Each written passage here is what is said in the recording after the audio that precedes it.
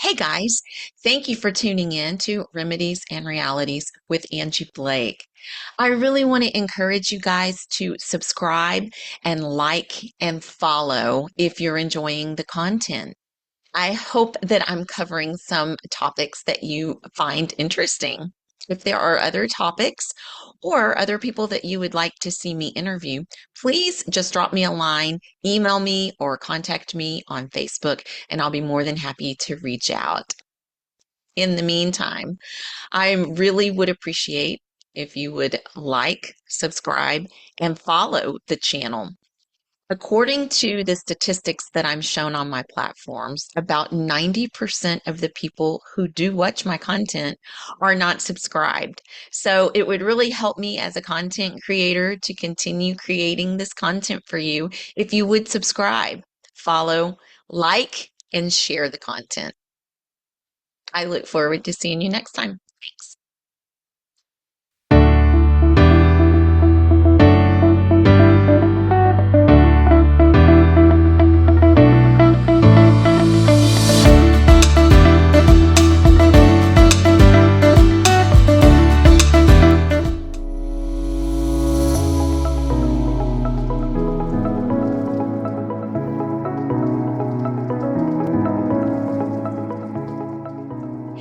Hey guys, thank you for tuning in to another episode of Remedies and Realities. This is episode 10, and I am your host, Angie Blake.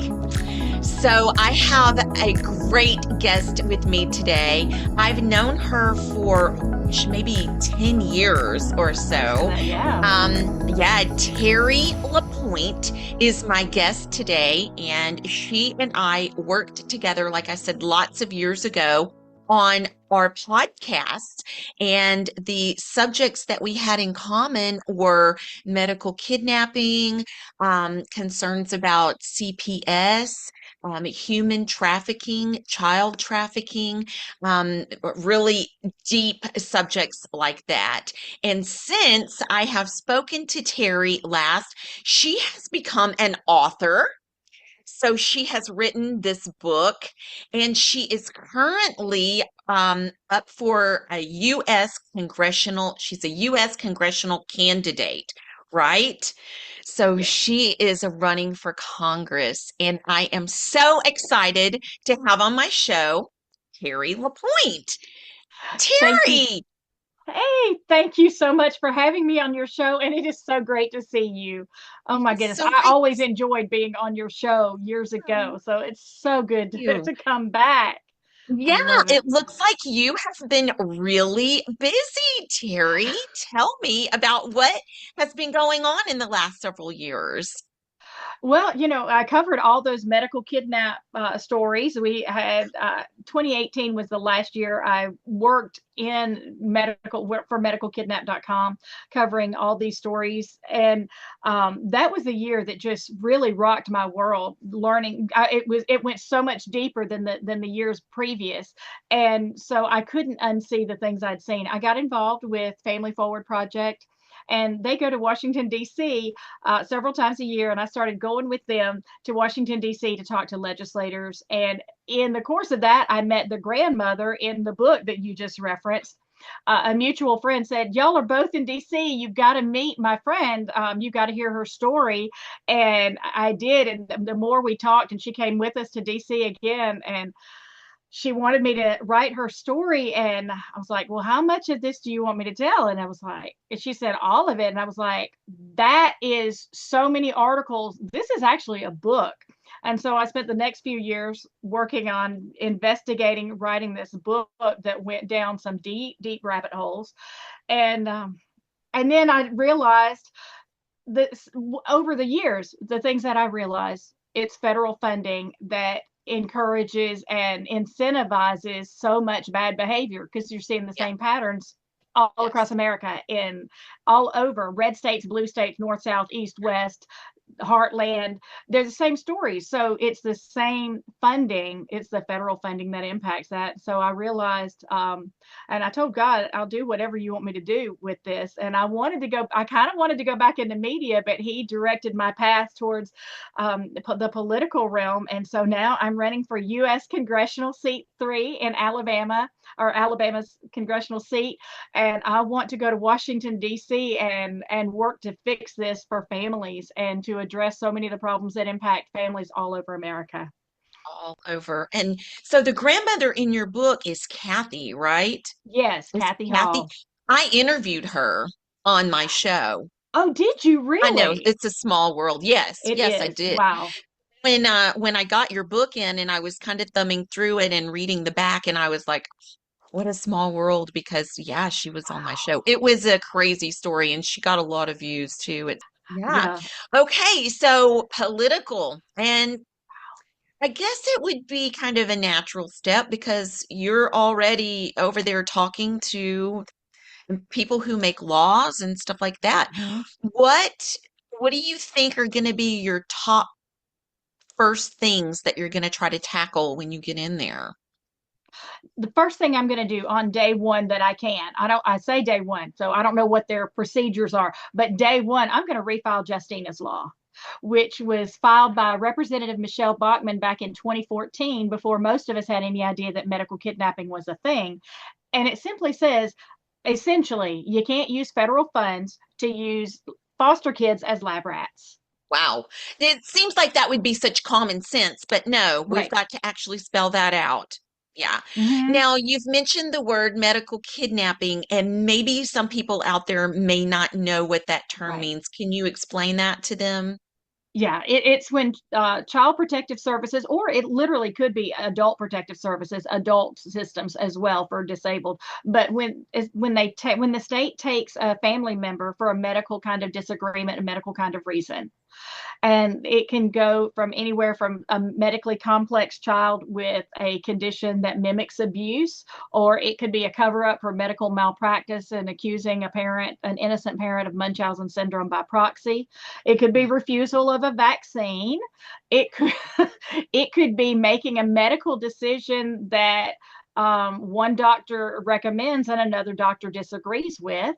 It could be two different doctors disagreeing and the parents are caught and the family is caught in the middle.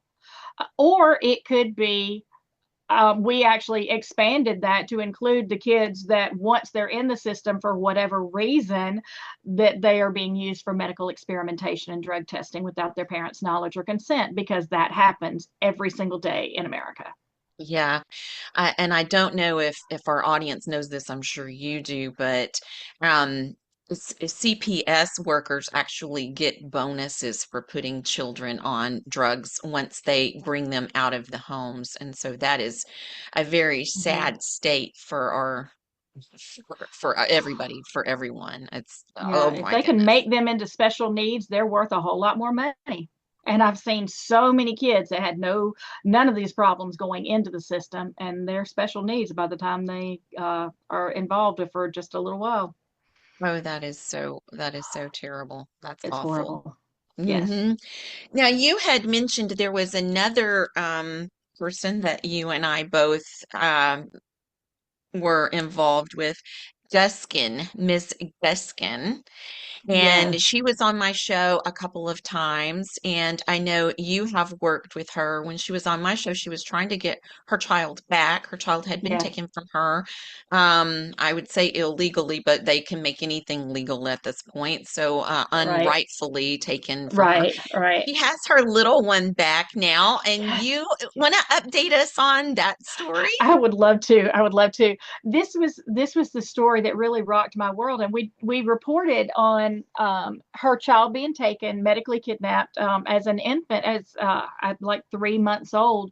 She was taken, and so much bad medical advice on breastfeeding. It was ridiculous, and they made up that she was on that there was a drugs that she was on drugs or something, and falsified a test or something like that, Yes. which is not uncommon. And they took her child, and so I covered all of that. I've got a file this thick here, right here in my with my files that shows documents every single thing she said. She didn't exaggerate, she didn't embellish for effect or anything, and it's all documented, it's all true. But the stuff that she told me about what happened to her was absolutely insane to me. It was the she was adopted as an infant by traffickers, and she was experimented on, MK Ultra type experimentation. She's been to Epstein Island. She was the first one who told me about multiple Lolita Express airplanes, the whole gamut. The blackmail of politicians through exposed through getting them in situations where they're molesting children, and all of that, and photographing them and using that as blackmail. All of this she told me about, but I didn't have the evidence then, and it was also out in left field to me at the time. But over the years, of course, we've seen so much more come to light, and Yes. I had no reason not to believe her. But it was because she was so accurate on the other, but as illogical and crazy as it sounded. But now there's so much more to back it up. But then she disappeared, and I remember contacting you, reaching out. She had been taken from her home, and nobody knew where she was. For Nobody a had. long time, right? How Yeah, long? yeah, at least 18 months, 2 years, I was going somewhere to in say a there. It year was or more than a year. Yes. more Okay. than a year. Yeah, it was a long time. And I prayed for her, and I cried out, and I was like, okay, if she doesn't resurface, I'm going to take all of this stuff, and even if I can't prove it, I'll write it as a fictional book to tell her story. I had a kind of plot line worked out and how we were going to do that. And then she kind of resurfaced a little bit. And inauguration day was such a special day for our country. But I was up in Washington D.C., but she and her husband and her little girl are not far from Washington D.C. So after all the inauguration festivities, I went over to Maryland and met with them and got to spend some time with them on inauguration day. And I thought, oh, how fitting, because these issues are starting to really be addressed Mhm. again. And um and then I got to see her, and see she spent 5 years without her little girl. Wow. But Wow. she's home now. She's 7 years old, smart, precocious, just an amazing child. And you can see the love between mother and daughter. And then, so Jennifer has started coming with us to Washington D.C. and talking to legislators. And oh, it's just amazing because she has such a powerful story to tell. It does. Yeah. Do you think she might move into politics as well? I don't know. I don't know. I know she's really focused a lot on her little girl, but I think she's Yes. she's always had a political bent to her, Hmm. um, and She, and that mindset of just wanting to impact, yes. um, Make the and she changes. wants. Yeah, and she recognized, she said this over and over. She realized that if she was adopted out to traffickers and these things were happening to her, how many more was this happening? Because she saw it throughout her growing up years, and she's recognized this is so much bigger Yeah. than anybody realizes. Yes. I remember when she was on my show and she got into some of that on my show, and people were so, I mean, it's from one side of the spectrum to the other. Some people were not believing her. And then I don't know if you remember my other guest, Cheryl Hersha, who was also Yeah. an author. She was also MK Ultra. Her dad was in the CIA and used her, he used his own child as an experiment. And she has a crazy, crazy, crazy story. But she came on and she is kind of an expert in well, she was an expert in that field because she also was, trafficked to all of the same people that Jennifer was. And she's also into body language and all of that. And she said she Mm. is absolutely, everything about her is solid and she's telling the truth. And it was just, oh my gosh, the whole story is crazy. But I did want to get that out there. I wanted to have an update because I haven't been able to talk to you. You just sent me the pictures, and I was by myself just out having dinner and I'm just sobbing as I'm looking at the pictures because it was just a great update. But I want to Yeah. go a little bit more into the congressional side. We want to make sure that people know who you are and what they can do to help, and what really put you over the edge that made you decide, okay, I'm going to do this. And then when do we vote and all of that kind of stuff. Give us Okay. details on that stuff. Yeah. Okay. So actually, I'd gone to a policy event in January, this past January, from Eagle Forum, and they were talking about all these things throughout the day that were things they were kind of fighting on a state level. But I recognized these things are just like CPS. They're impacted on the federal level. It's the federal funding that does this. We're fighting really hard on the state level, and many of us are in our states. But until we deal with the federal funding that's incentivizing, that providing those incentive to do the wrong things, Yes. until we deal with that, then we can't fix these things. And that's the House of Representatives, not the Senate. It's the House of Representatives, because that's where constitutionally the funding bills are supposed to originate. And so it just all kind of accumulated, and I realized, and I really spent some time in prayer seeking the Lord, and just felt that really confirmation that yes, it's time, and this is what I need to do. This was what I'm supposed to do. This is what I feel like where God is leading, to help people, to be a voice for the voiceless, to hear Yeah. people's problems, and actually, I don't want to be one of those Congress people that's only hearing the big lobbyists and the big money people. I want my doors to be open to constituents and to people who are working on the ground level, who are fighting for what is right. I want to be the ears to hear them, and to be able to give them voice and solve problems, because so many of these things have really fairly simple solutions. Yeah. There, some of them are very complex, but but many of them have some really simple things that if we could just have the political will to do that in Washington D.C., we could things change things for a lot of people. The right And thing. Yeah.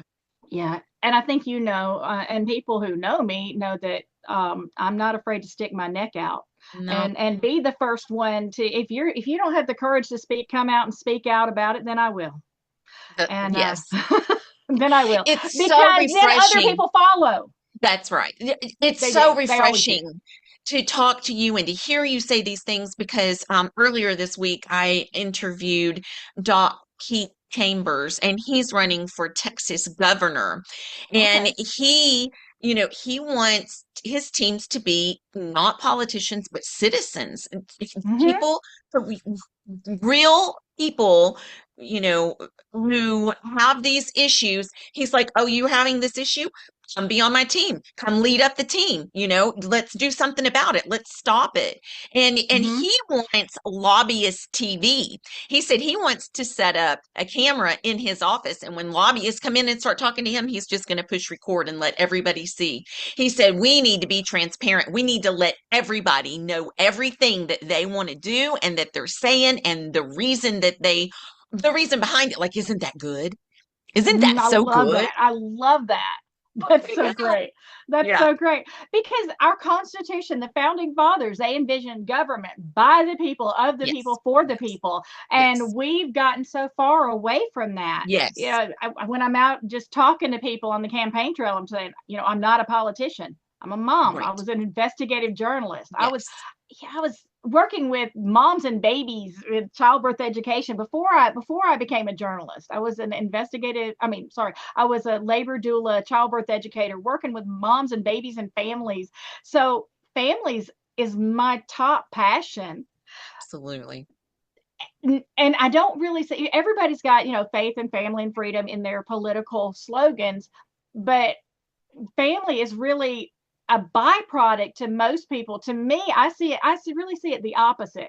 Family is everything, and everything else impacts families, and families impact it. We can't have a strong economy without strong families. Look at our That's inner true. cities. We don't have strong families. We don't have strong cities. We've got all kinds of things going on there. our strongest communities are where families are strong. Yes. Yes, that's right. So how will you go about helping families be stronger? What is a just a simple thing that you're going to put in place to help families be stronger? Well, I want to take away the fear of being unjustly accused of child abuse. That's So easy. Yes. that's And because huge. it's rampant. Yeah, less It is. than 16% of the kids taken are taken for reasons of any kinds of abuse, and only 17% of the allegations are even substantiated. And then they leave the kids in the abusive situations that everybody knows are being abused, because that's Yes. not the most profitable.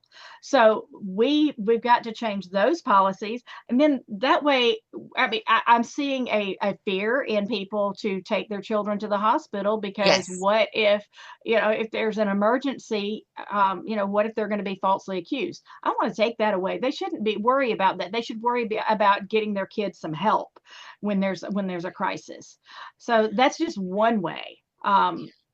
There's medical freedom is another way. How about all these dads and moms that lost their jobs, or whose jobs were threatened if they didn't take a shot in Yep. 2020, That's right. 2021? Mm-hmm. They shouldn't have to fear that. Mm-mm. So That's all good stuff. That's so good. So, how do we go about what can we do to help you? Like, I know you have a website, and so people mhm, can go to the website and get more information. What mhm. else can we do? Okay, so it's Terri LaPoint for Congress.com. And there's a place to sign up for Terry's Freedom Force. If you want to, even if you are not in Alabama, if you can help make phone calls, if you can come, we'll set up times that we'll have people knocking on doors. If you want to come and join the Freedom Force and knock on doors, that's great. If you want to just share on social media, help people to, it's like, yeah, we need to get my name out there, but it's not because it needs to be my name. It's me, my name needs to get out there because I'm going to help the people and I'm going to work for the people. So people need to know that, so they know who to vote for. Exactly. So those kinds of things, donations, it does take money. As much as I hate that, it does take money to run a campaign. I hate asking for money, but I do need that. And you can donate money from anywhere. You don't have to be in Alabama or in this district. You can donate. um, Pray. That's Yeah. huge. Yeah. Pray for eyes to be open, and pray Yes. for wisdom and strategy. Pray for doors to open. Those Yes. kinds of things. There are a lot of prayer warriors out there, and Yeah. there's a lot of keyboard warriors who maybe are uh, they see things, and just spread the word. Keep speaking. Keep speaking out. Oh my goodness. I am so excited that you're doing this. I mean, this is a pretty big deal. This is pretty big, Terry. You've done a lot of wonderful big things in your life. Like you're not a, timid, stay in the back, I used to hiding kind be. of person. Anyway, I yeah, used to, but you believe it or did? not, yeah, believe it or not, yeah, I was like a doormat. And when God started healing those things and helping me to overcome, it's just like a lion was released inside. Yes. And so I just want to say that really to people that are listening. You may have had things come against you. You may have had some really some attacks. You've had trauma growing up. I know. I get that. I totally get that. But you can overcome. Don't give up. Never give up. And speak out and raise your voice. Um, and we can do it in a peaceful way. I'm not saying go out there and riot. Please don't. That's not the way to get things done. But we can get things done if we work together. And it really takes a lot of us working together, and we can make changes. But speak up. Even if your voice shakes, speak up. And the more you do it, the more you speak out and tell the truth and tell what's going on, the stronger you become. So I Yes. just want to just throw that out there for your audience, because I watched somebody else that is a mom that with an incredible story that came to DC with us a few times, and she just announced that she's running in her for her state legislature, and I'm like, yes, yay! We I'm need so more of that. excited. Yes, I want to see more of that. take that terrible thing that where the enemy tried to destroy you and knock you down and beat you down. You take that thing and you use it to make you stronger and use that as a platform, a launch to go and make a difference and change lives for other people. That's awesome. Send her to my show and I'll interview. Okay, I absolutely will. Yeah. Her name's Yes. Bailey Templeton. She's amazing. Okay. Oh my gosh. I see good things happening. We've seen so many bad things, but Mhm. I think sticking with it is hard. Sticking with it's hard. The things that we see and It's the things easier to that we give up. know is tough, but when you see small, baby steps and see things improve and see more trustworthy, transparent people running for offices now, and you know that they're going to do the right thing and that their heart's in the right place and they're really going to work for the people.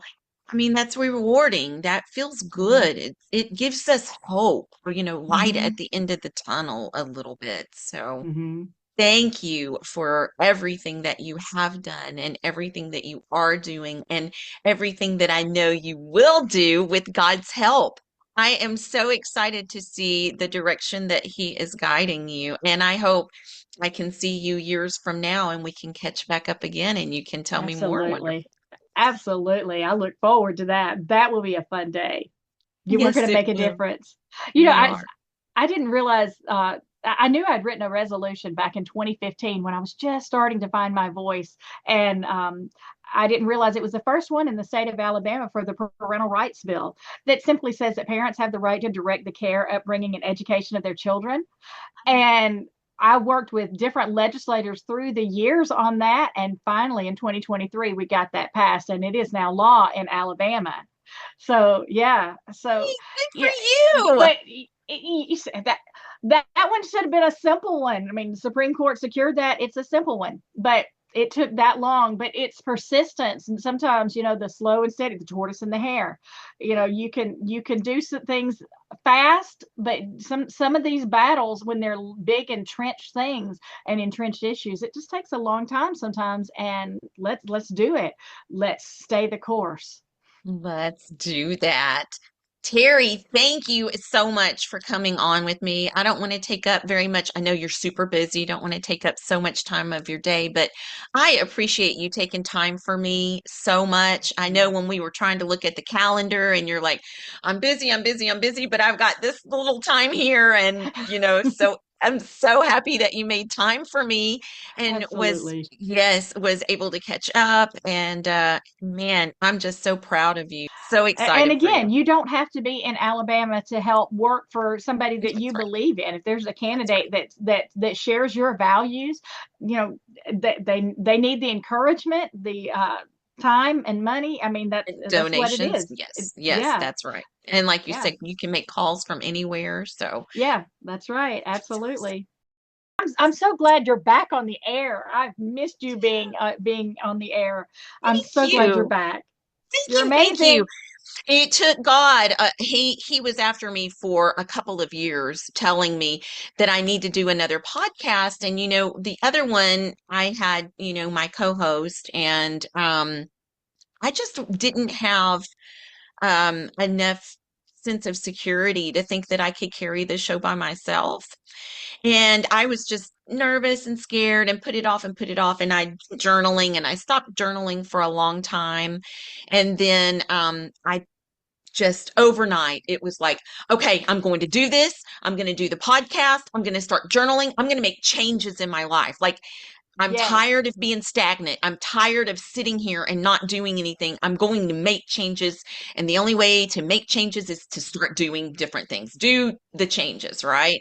So I Mm-hmm. start journaling. And I mean, I had taken a notebook and just written all the different people that I know and the subjects that I could cover. And I had a whole page with different names that, to choose from for my podcast and just all of these brainstorming things. And I'm journaling and I said, I'm going to do it. I'm going to start my podcast. I'm going to call it Remedies and Realities. I've got about 30 people that I've already reached out to who said they'll come on my show with great subject matter and just out of curiosity, curiosity, I wanted to see when the last time I journaled was because I knew it'd been a long time. And I flipped back over, and the last time that I journaled was 1 year to the date that I had Oh, journaled. really? And the last journal entry said, God keeps telling me and pushing me to start another podcast, but I'm so nervous and I don't know how to start. And I was like, that's my sign. I'm so Yeah, proud of you. I really am proud of you. You're doing an amazing job, thank and you. you're taking what the enemy meant for harm and using it for good. Genesis Yeah. 50:20. That is my verse. Can I Oh. pray for you before we? Yes, please. Thank you. Oh, thank you, Jesus. Oh, Father, thank you so much for Angie. Mm, she is truly a voice. Angels, she's named after angels. Angela, is Angela your real name, your Yes. given name? Yes. Ye- She is appropriately named, Father, because she is a messenger of truth, a voice of truth. And I thank you for her, and I thank you for her life, and I thank you for her obedience to you, Father. Thank you, God. And Lord, I ask that you would strengthen her, give her courage, supernatural courage. You've given her the courage to step out. And Lord, I thank you for that. And I ask that you would guide each step of her way, and that this is be like the tip of an arrow that pierces the mark and hits the intended target and makes such a huge difference for all of those around her. It's just the tip of the arrow. It's and I just see it just expanding all out, every direction, and making an impact. And I thank you for her, and Lord, I bless her in Jesus' name.